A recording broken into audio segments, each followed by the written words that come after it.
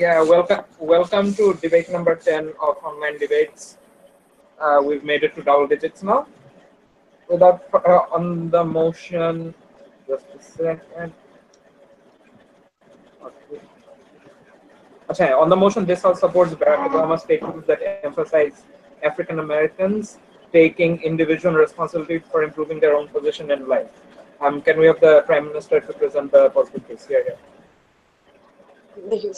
Everyone else has to mute their mics while they speak because no POIs during this debate. One question. Yeah, bolo. How is the timing going to work there? আমি time করব নিজে and Okay. debater can have time. Okay, just. Also, is this 7 minutes or 8 minutes? 7 minutes. 7 minutes. And no POIs. Cool. Yeah. Everyone, my voice is getting repeated again and again, so I have to take my earphones off because it's very distracting. So I won't be able to give a speech that way. So I'll end my speech. 7 minutes.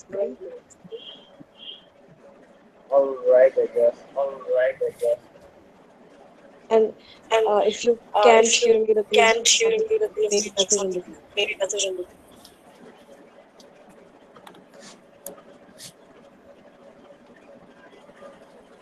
Can everyone turn their lights off? Yes. Yeah, sure. Okay. So, start.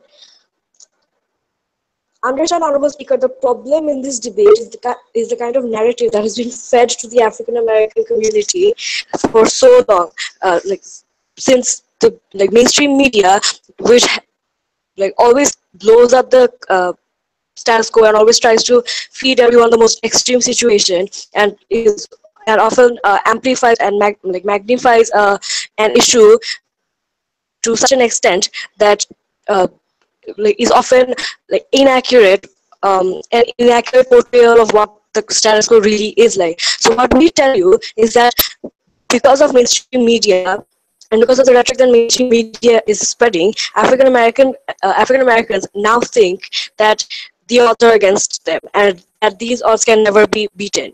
They think that there have been specific glass ceilings that for them they can never break. They feel that everywhere they go and every initiative they try to take is always going to bog down, or they're always going to fail because of the structural problems they face. What do I really mean by this? They feel that even when an African American kid goes to a white majority school that is very high performing, that kid will always fall back or will always never be able to rise up to the top of the class because he is black, and that's just it.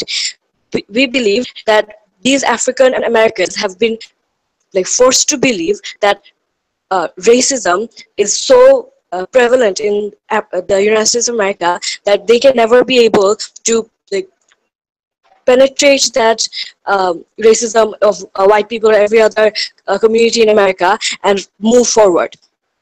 We tell you that when an African family sits on the dinner table and watches the news and sees a white supremacist ranting about how black people should be kicked out of America and whatnot, we believe that this has such a negative mental impact on them and on what they really believe and on how much they believe their potential reaches, that they are always demoralized and can never really initiate any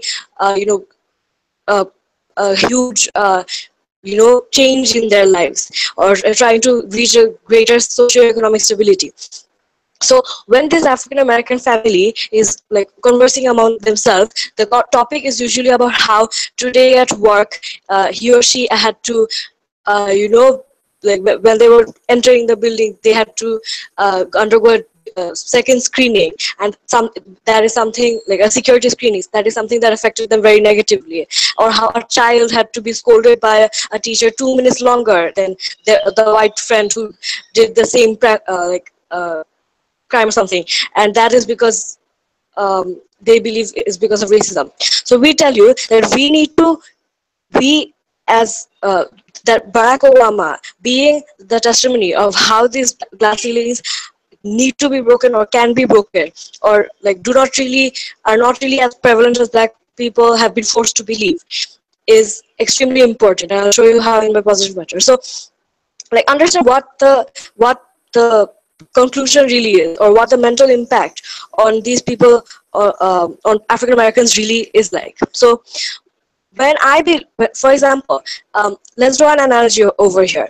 When there has been a lot of research that has been like published about how the and like feminist rhetoric has become so extreme that the structural problems that may or may not exist has been blown up to such an extent that women now believe that they just have to be nurses, or they just have to be like paramedic assistants rather than being doctors. They believe that they have to be a lower level manager rather than a CEO, because they cannot become a CEO because all those steps that they cannot climb up the corporate ladder because the odds are stacked against them, and because of the overwhelming rhetoric that mainstream media forces down their throats. So we believe that this is where Barack Obama and his statements and his rhetoric really comes in.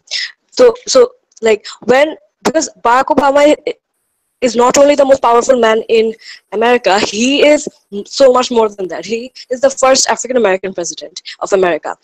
This really shows that the rhetoric that Barack Obama is trying to push here is that if I can come to this level, to the highest level that you can possibly imagine to reach, which is like president of the post of POTUS, and if I can reach this level coming from the most disadvantaged background, where I did not have any political connections, or I did not have the most glorious family background, then you can you can reach whatever post or position in the economy or in society that you want to or you aspire to.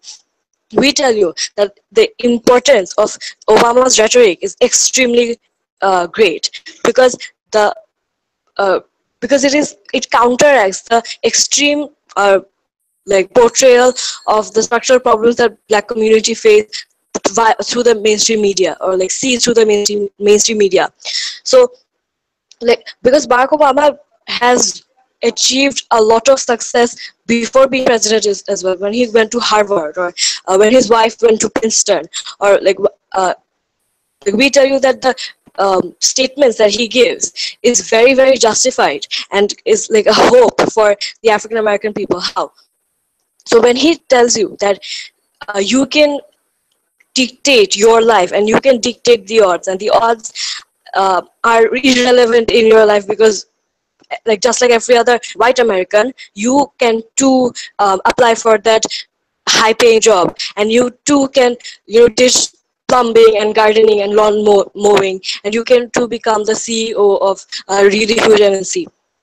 We tell you that this rhetoric that counteracts the rhetoric of the extreme rhetoric of the mainstream media is pretty much the only hope that these African Americans have, and is extremely important. So when we hear stories about how Barack Obama, the inspirational story of Barack Obama, of how he became the editor of the Harvard magazine, or when he became senator and achieved a lot of fame and success in that Senate as an African American politician, and then when he got 2 terms of being POTUS, we tell you that this is these kind of role model statements from such role models is extremely important for the African American community. And Barack Obama, being the first ever Black African American POTUS, or president of United States, needs to come forward and show these Black people that it is possible for them to beat any odds that mainstream media tells them that they have or need to face. We tell you that when an African American child goes to a public school and the rhetoric all around him or her is that you are a black child and you will never be able to become top of the class or go to an Ivy League or go or apply for an extremely high paying job, because all of these jobs are always going to be filled by white people, and the recruiters are always going to recruit only those white people.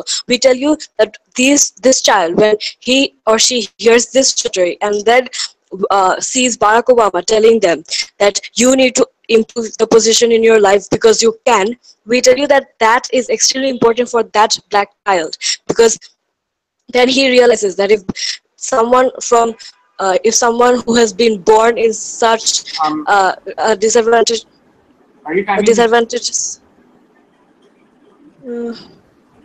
I have. Oh yeah, I've crossed the time limit.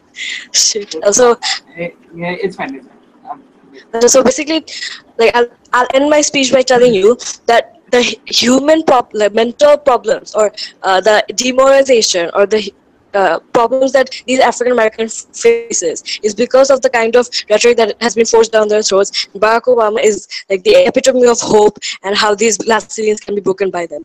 So like, very proud to propose. Thank you. I'm a bit confused. Aren't these like 7-minute speeches? Yeah, speaker Yep. spoke for 9 minutes. Oh, what? Okay. Sorry guys, but like I actually did have my earphones on and no one like really said anything. Please self time কারণ এখানে মানে cross communication is very hard, like Yeah, can I go? I think it's possible, Sorry, like Sasif, like as a Sorry, chair, guys. like 8 minutes to have a limit or 7 minutes to have a limit. If it causes 7 minutes, 15, 10, like turn on your microphone and tell him to stop. আচ্ছা ঠিক আছে Okay, can I start? হ্যাঁ, inviting the opposition leader to present the next case. Here. The government's best case scenario is this: that we have a world where mainstream media blows the status quo out of proportion and makes it seem like that racism is much bigger of a problem than it is. We tell you, ladies and gentlemen, that in a status quo where police brutality is often ignored, the structural disenfranchisement of black people is something that's taken with a grain of salt, where everyone thinks that things like racism are something that are eventually being solved and these problems are illusions and are not being dealt with properly. We would rather have a world where these problems are being blown out of proportion by the media so that it finally puts the spotlight on these problems enough to ensure that people and the society around them are incentivized enough to change these problems. We don't see, ladies and gentlemen, how side governments from their side wins this debate. We're going to give you 4 layers of analysis, and the rest of my rebuttal is going to be integrated into it. First, we believe that the very idea of putting individual responsibility on the hands of these black individuals denies the structural inequality that has disenfranchised these individuals for so long. We believe we're going to show you 3 ways that this happens. A, we believe that due to property tax and how it works out, and that because of the already existing wealth inequality and the wealth gap in society, that means that white individuals are already in a position of privilege to begin with. That means because of how the property tax and things like that work, they are often the type of individuals from whom the state gets a larger amount of tax from. And because of the way that state governments work and federal governments work, that means because a significant proportion of the tax money comes from white individuals, that a significant proportion of the government budget often goes towards spending in public schools, in public all-white schools, in places dominated by white individuals to begin with. Secondly, we believe that because these are the type of all-white schools that get most of the funding, because these are the type of places that produce most of the property tax in itself, because of historical disenfranchisement, black individuals are often the people who get the shorter end of the stick and are left with a poorer quality of education.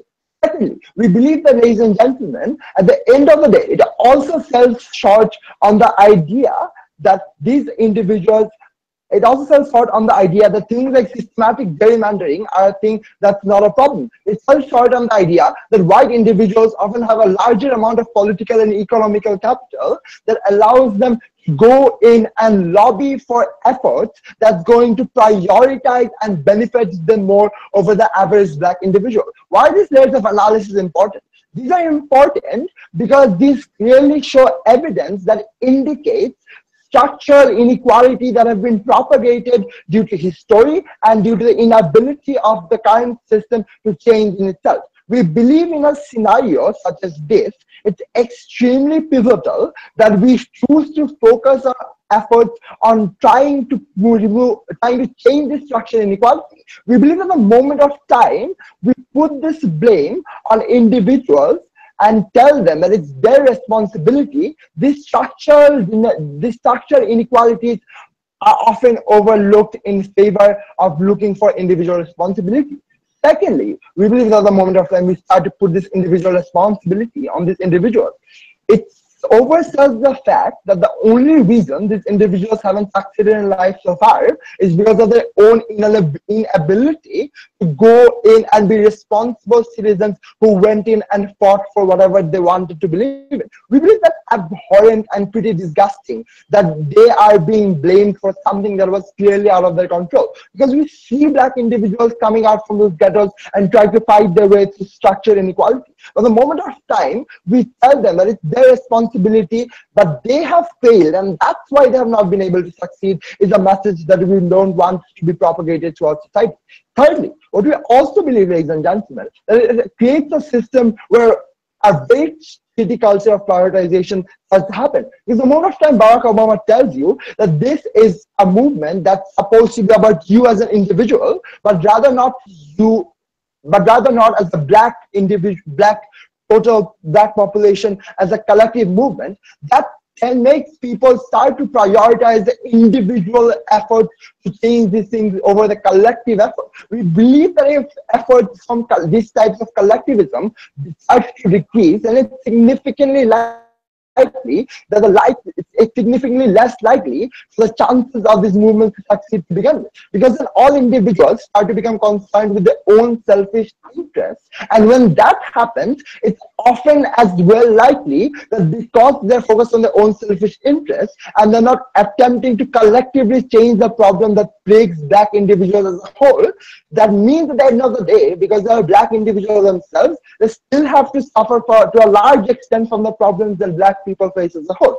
And we believe that's problematic in the moment of time you try to over-prioritize the individual over prioritizing the collective. But lastly, ladies and gentlemen, we believe that in a world where these individuals already take a lot of responsibility and a lot of burden, it's not productive and necessary or to put extra burden on these individuals. What am I talking about? I'm talking about the fact that even if a black individual has the same amount of qualifications as a white individual, it's probably not enough for the black individual to get the same job.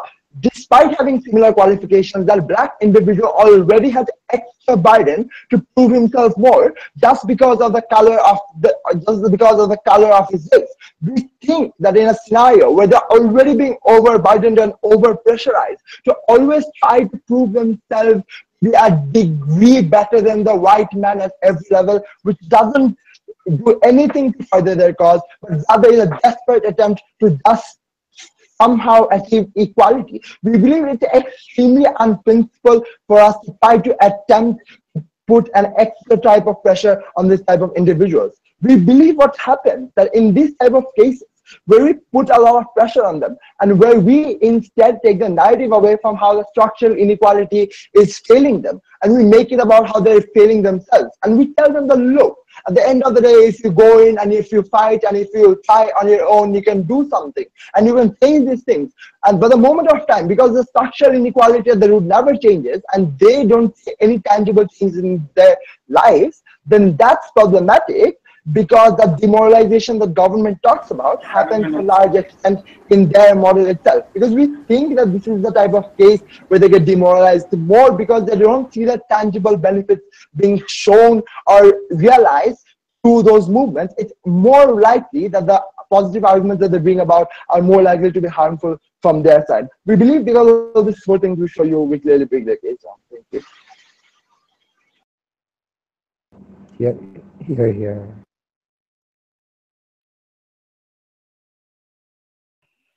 Okay, all right. Can you guys DOL. hear me? আচ্ছা সমস্যা ওই যে What? কি জানো না নোশিং নাই এখন আমি whip দিচ্ছি। পরপর Yeah. DOL DPM Okay. Can you guys hear me clearly? হ্যাঁ Acha. There, just give me like 5 seconds. So. start when you're ready.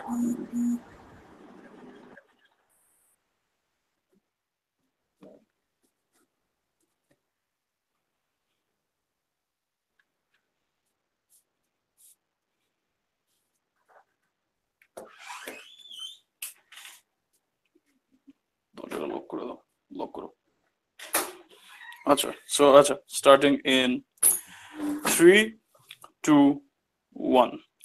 Opposition needs to realize what the statement that Obama made essentially means.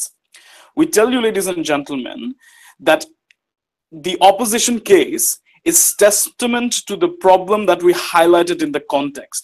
That the fact that mainstream media's inflation of a structural problem has crippled the African American community, where they constantly are thrown in their face stats as to how Black Americans are not likely to succeed. The fact that the fact that media focuses on purely and aggressively to the states which has laws that are not favorable for Black Americans. The fact that they constantly, romanticize and glorify the fact that white supremacy exists in society and how that's bad, just to get more viewers. Recognize the problem here, ladies and gentlemen, and the problem with Fardeen's argument of property tax and lobbyist. It reinforces in the mind of the Black people that, guess what, bro, no matter what you do, you cannot succeed because there's some guy sitting in the government who's trying to screw with you. So don't try to hope much.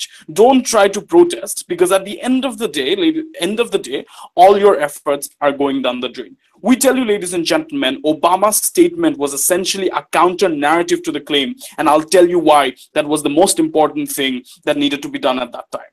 So what am I going to be doing to you in my speech? I'll be first refuting most of their case, and then I'll be giving to you two arguments as to why, why the idea that you cannot do anything further diminishes any progress from the African American community. And secondly, I'll be telling you why it was Obama's responsibility to do this, right?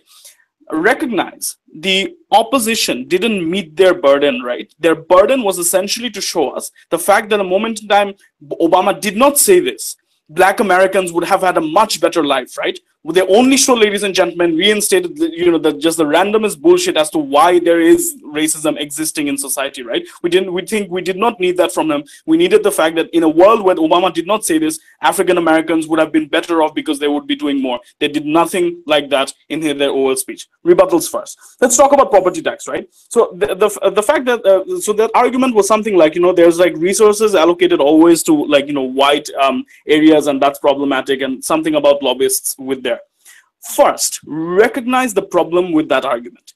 That argument, ladies and gentlemen, number one, infuriates, ladies and gentlemen, the Black community for white hate, right? It reinforces, ladies and gentlemen, all the hatred and the clashes that Black Lives Matter extremists essentially have towards the white community, right? The glorification, ladies and gentlemen, creates segregation within these two communities. We tell you these sorts of narratives essentially infuriates it even more. We tell you, does these structural problems exist, ladies and gentlemen? Maybe in some cases, but should that be a highlight of a Black person's life? Extremely problematic if they are. The second thing, understand it reinforces the weakness on a particular Black person's life, because it tells them again that, guess what, your success relies on the hand of a white person, right? The moment in time that happens, ladies and gentlemen, we tell you, you do not have the capacity to dream, you do not have the capacity to move forward. The second thing they say is that know what, we're blaming the black people for their problem, right? We tell you we're not essentially blaming, but we're giving them, ladies and gentlemen, a ray of hope, ladies and gentlemen, which essentially means we tell you that you shouldn't be accepting this rather than moving forward. Third, they tell you that it's an extra burden on these people, ladies and gentlemen, to extra burden, right? They already have to compete with white people, and why that's problematic. We tell you, ladies and gentlemen, that does exist under status quo and doesn't change under their side. What we do, ladies and gentlemen, is from the biggest example of how, ladies and gentlemen, glass ceilings can be broken. That man issues a statement, ladies and gentlemen, to the African community that tells them that, guess what? It's not a burden you need to take alone. It's a burden where you can actually have hope that you will succeed, ladies and gentlemen. We tell you that narrative is very important. Let's move on to my argument. The first thing, ladies and gentlemen, understand the African American community has now believed that they can't do anything, right? Because essentially, ladies and gentlemen, we tell you, as my first speaker has pointed out quite clearly and was unrefuted by their side, that guess what? In every dinner table conversation, in any failure, ladies and gentlemen, in a black person's life, the initial response to them is that, guess what? It was just because there's a structural problem and I cannot do anything about it. Understand, it cripples their hope. This is the first consequence. It crippled their hope. It made them aim less, right? Because you want to have a safe life. You know you can't move forward. And more people, ladies and gentlemen, as a result, got stuck in the lower level job strata, right? We tell you it only happened under their world because you told them they cannot move up. Many people just wanted to be safe and got stuck in the strata. Secondly, it made them unresponsive to racist bastards who constantly committed like racism towards them, because their initial response was that, guess what? He's in a position of power. I cannot do anything about it because it's a structural problem. One man, ladies and gentlemen, or even like 50 people cannot change it essentially, right? You cannot say, ladies and gentlemen, things to their face. Under our world, thanks to what Obama said, we tell you it actually gave them a counter narrative telling them that, guess what? Even if these problems are there, you have the power to change it, right? So you go on at it and try your best to make sure these sorts of racist people do not exist, right? Third, we tell you it overlooked all sorts of government policies, ladies and gentlemen, and made it look extremely minimalistic. We tell you, ladies and gentlemen, that there were, regardless of whatever happened, government made policies that ensured that there were resources that was allocated to scholarship funds, etc., for these black individuals. We tell you, because of the glorification of the structural problem, it made it inaccessible for the black people because they didn't believe that it would work, that they believed that the structural problem that they were countering is too big, and it made them essentially not, they failed to properly capitalize, ladies and gentlemen, on these sorts of resources. It undermined all of government's efforts, ladies and gentlemen, because it was clouded by the mainstream media narrative. We tell you, in these three reasons, ladies and gentlemen, the current narrative that was literally opposition's case in three ways broke down the African American communities, right? Unless they show in the latter speaker as to why, ladies and gentlemen, these three are solved in a world. These three are solved, ladies and gentlemen, in a world that Barack Obama doesn't promote these sorts of narratives. We don't think they'll win. So why was it Barack Obama's responsibility to say this to these people? Understand, ladies and gentlemen, Barack Obama and Michelle Obama are essential role models to the African American community, right? Yeah. So they essentially showed how it is possible to break glass ceilings and get to the entire top of the government that screwed with you for years, right? So essentially told them that you have the power to change your life, ladies and gentlemen. This ray of hope, media never gave. This ray of hope, the African American community wouldn't have gotten. They got it from the most powerful man on earth. Imagine what that would do to a teenager in a high school who is thinking that he is not being able to compete with that white person beside him. Understand, ladies and gentlemen, this sort of hope, ladies and gentlemen, makes him constantly look at failure, even at racism, and tell them to their face that, you know what, I can beat you one way or another. We tell you, we promote that only under our side and not under a world where they feed off, ladies and gentlemen, weaknesses and flaws in the system. That is why, ladies and gentlemen, we win. Still close to 8 minutes. So yeah.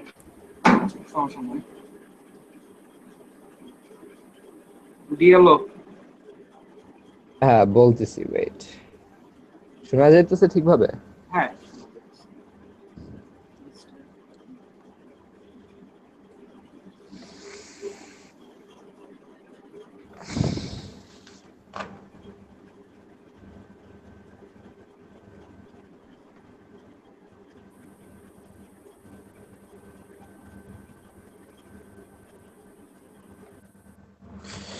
Okay, starting.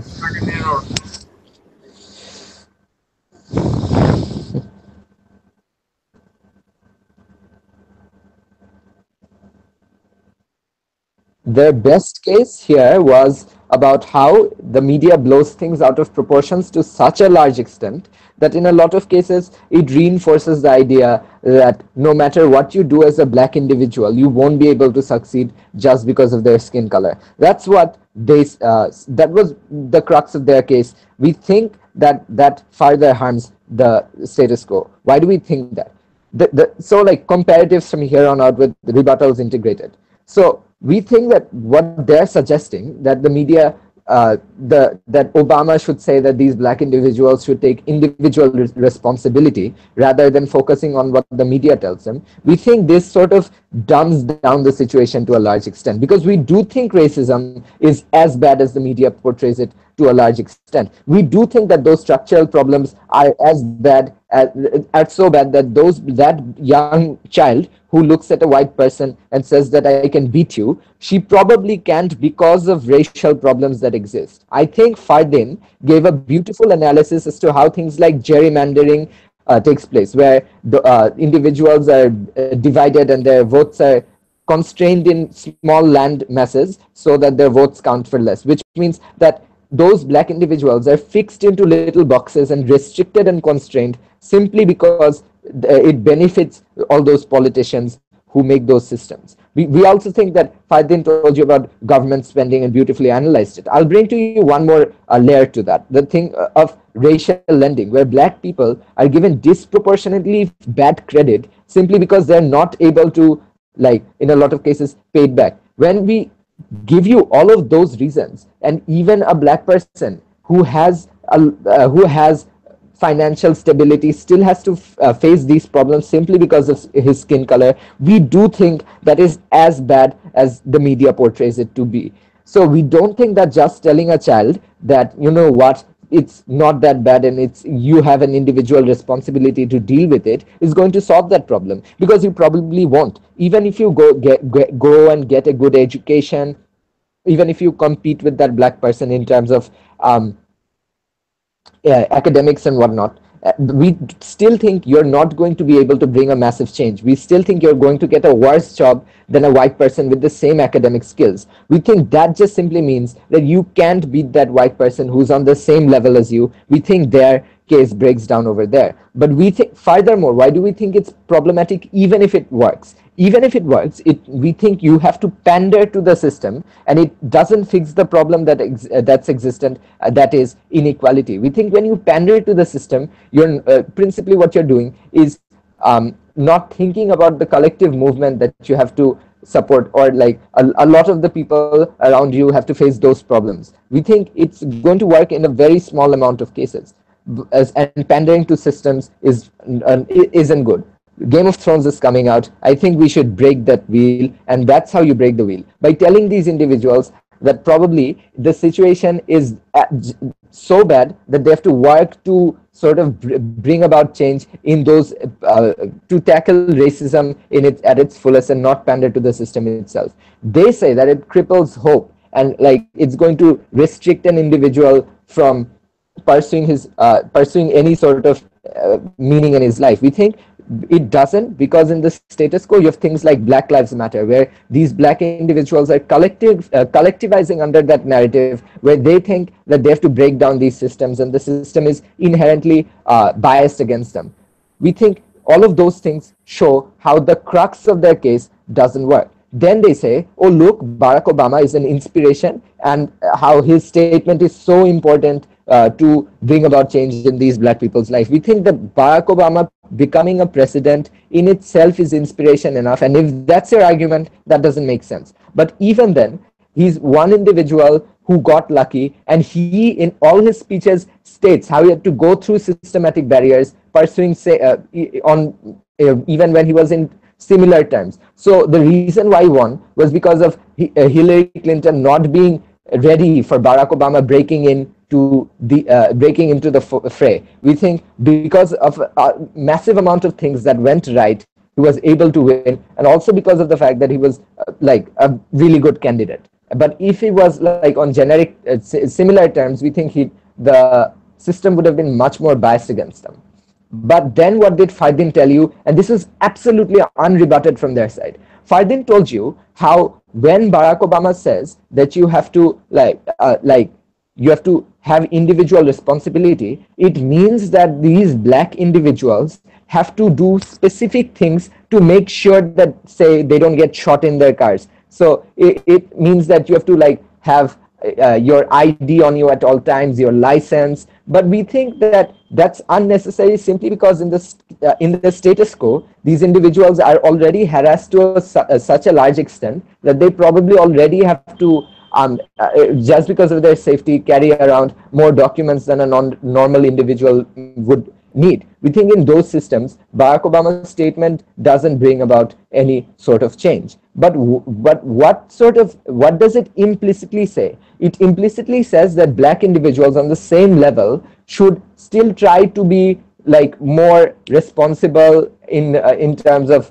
documentation and all of those things than a white individual with the same sort of ability, say, on equal levels. We think that's the sort of message it implicitly sends. We think that's very problematic. But it also implicitly says that black people are responsible for a lot of the reason, or a lot of the stuff that happens to them. When you say that you have to take individual responsibility for improving their own position, even we think this is going to get taken as a narrative that implicitly says that even Barack Obama admits that black people to a large extent are responsible for the things that happen to them, and it reconfirms the bias of those individuals who are racist. We think when we tell you all of that and how I've broken down systematically why when they say that a person with hope is probably going to be able to bring about massive change, we don't think it works like that. Finally, what have we shown you? We've shown you how African Americans already have biases against them, and the conditions in which they've been made to live force it upon them, and we've given you nuanced systematic reasons as to why this happens. We've given you reasons as to why an individual who's still pursuing Barack Obama's statement and pursuing education and all of those things still faces systematic barriers. Then we've told you how if Barack Obama tells you to focus on your own nuclear life, it doesn't solve the massive problem that is inequality, and how it implicitly says that black individuals of the same caliber have to be better citizens, and how it implicitly says that they're responsible for a lot of their crimes. They say that racism isn't that big of a problem and you can do something about it. And that you can work and pander to it and still live a sort of a good life. We say that when you face systematic barriers every step of the way, and there are individuals in the political cabinets trying to take you down, we don't think that life of pandering to people who aren't better than you but still earn more than you, have more privileges than you, we don't think that's fair. We think we have to break that wheel. We think we have to bring about change, and because of those reasons we think we win this debate. Hoise na? Time to share. Gentle reminder that this is a 7-minute speaks debate. You're all still speaking for 8 minutes. Like না, but like কেউ তো 7 minute বলতেছিল না, so আমি বলতেই আছি। আমি বুঝছি, but like please control speech times. আচ্ছা মানে I was sort of done after 7 minutes, তারপরে একই জিনিস ঘুরে ফিরে বলছে। Yeah, like go mute. Government whip. Achha. In your own time. Yeah.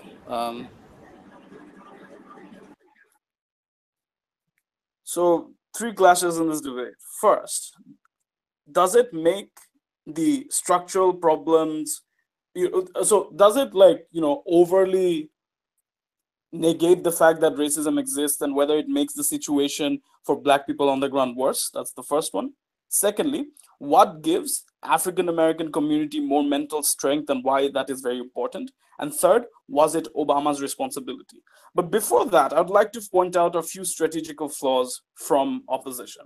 The first biggest reason, ladies and gentlemen, why they lose is because they had all their analysis had negligible link to Obama's statement. We told you, ladies and gentlemen, on layers as to why it was Obama's responsibility. We broke down and humanized the fact and how, ladies and gentlemen, an African American person thinks and how, ladies and gentlemen, his mindset is crippled, right? All to their response, ladies and gentlemen, to those were that, guess what? There are structural problems, man. You know, these structural problems are very bad. You know, these black people cannot fight against these sorts of structural problems, ladies and gentlemen.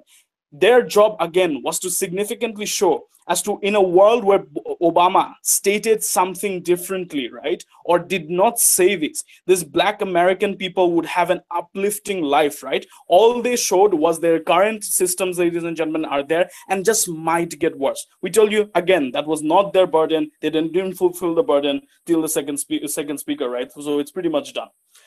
So let's move on to my argumentation first.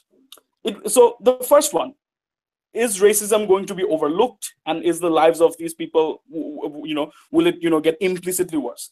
Okay, so the first reason why I think, so the first reason that they say is that, you look, guys, racism is actually very bad, right? And, you know, we need people to know it's not a hoax, ladies and hoax, and we need people to support it, right? We tell you, ladies and gentlemen, that already happens to an ample extent, right? We tell you they themselves conceded that most of Obama's rhetoric is the fact that how it is hard for an African-American person to struggle through their lives. The second thing, ladies and gentlemen, I would like to point out that, guess what?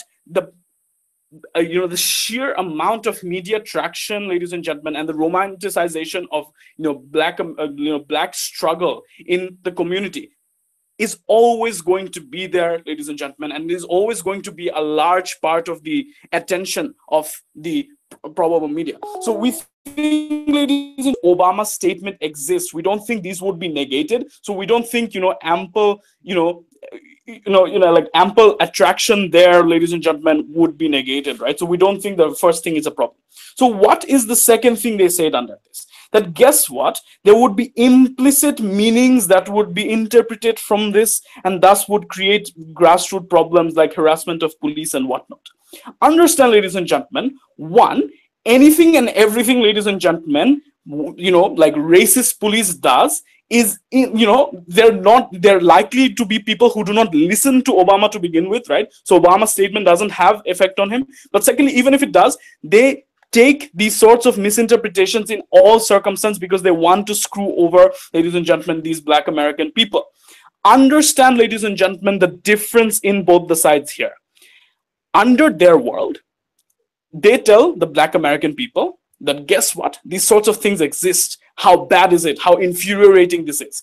Under our world, ladies and gentlemen, we tell, ladies and gentlemen, that person being harassed that, guess what? We know that you're in this situation, but guess what? You are not at the mercy of white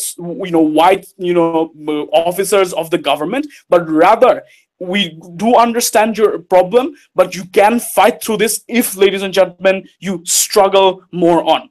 Now we do realize, right, there is a significant chance that this person might not be able to cope up with this. But essentially, ladies and gentlemen, we would much rather have that person try, ladies and gentlemen, till, you know, try endlessly, right, where he constantly hopes for a better life. He constantly hopes for the day that police officer doesn't harass him, right? We tell you we much rather have that rather than him giving up on the fact that he knows that this is a structural problem and I can't do anything about it unless the government does something. We tell you that is the change in narrative. We tell you that is how, ladies and gentlemen, we at least make sure these people have strength on the ground where we see these sorts of racism existing on the ground. And by the way, this is not structural, right?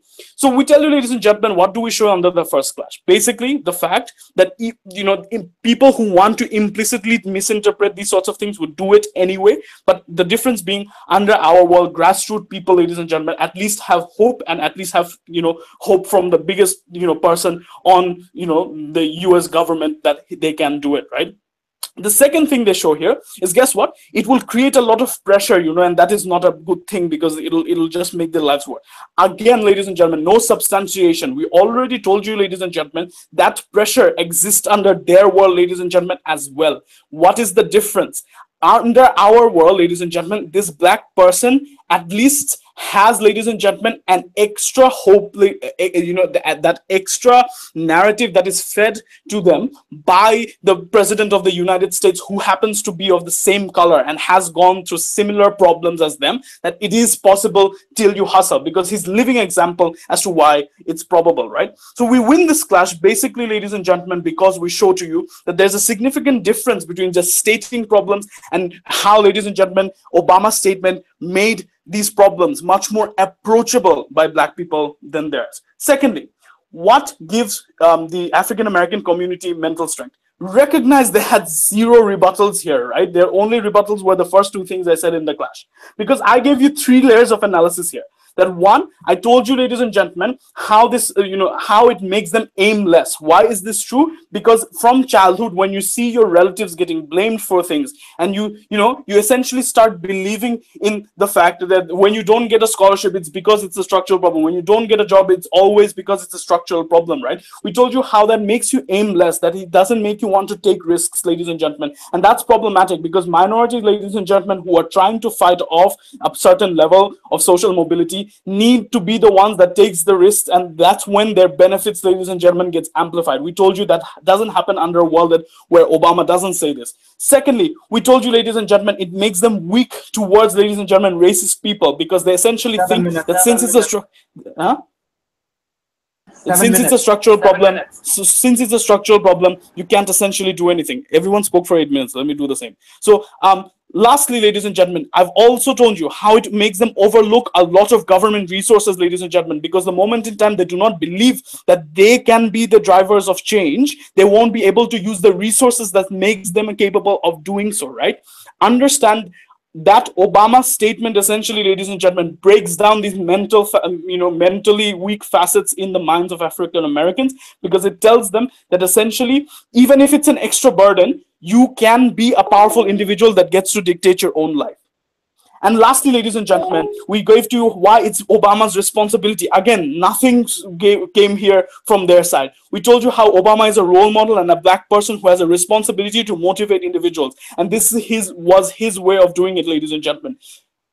At the end of the day, here's what you need to take out of this. A comparative as to how, ladies and gentlemen, given that these structural problems exist anyway, what makes Black people more mentally prepared and more driven towards changing this? Because white supremacists would be white supremacists. Structural problems would be dealt by government officers and may not be changed. At the end of the day, what we can do is make Black American people feel like they have some control of their life.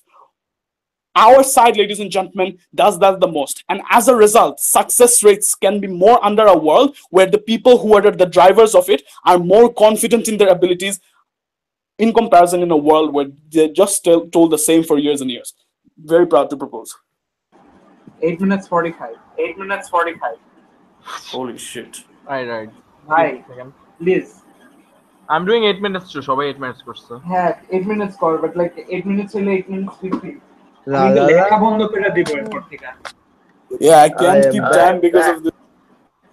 I know. But Alright, so in 3, Go, Abir. Go, Abir. 2.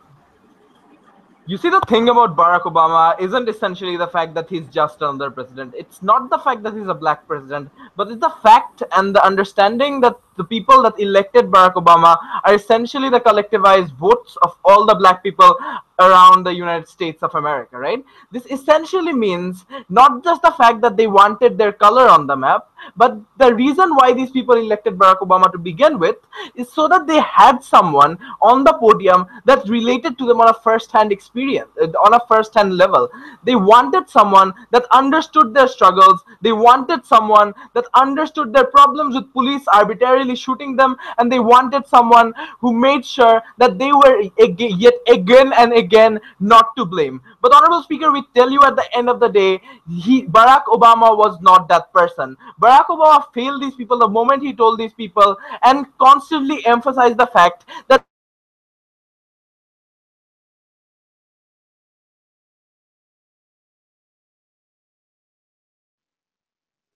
Hello. Hello.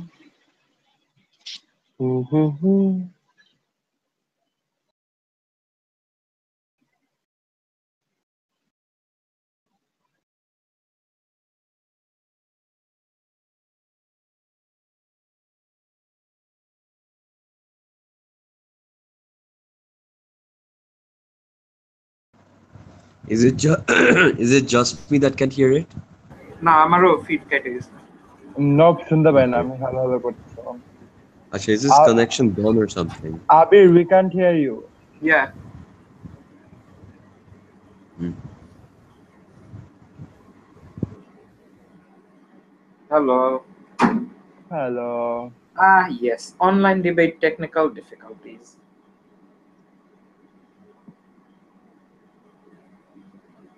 Where did everyone else go? বাকি speech আমি দিয়ে দিই you'll be able to give a significantly better case than this bye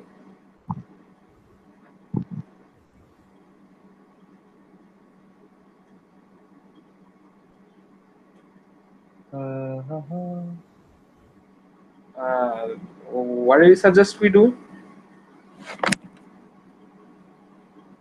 guys Let me knock him on Facebook. Oh, or net gets the ball. mashallah তাহলে শেষ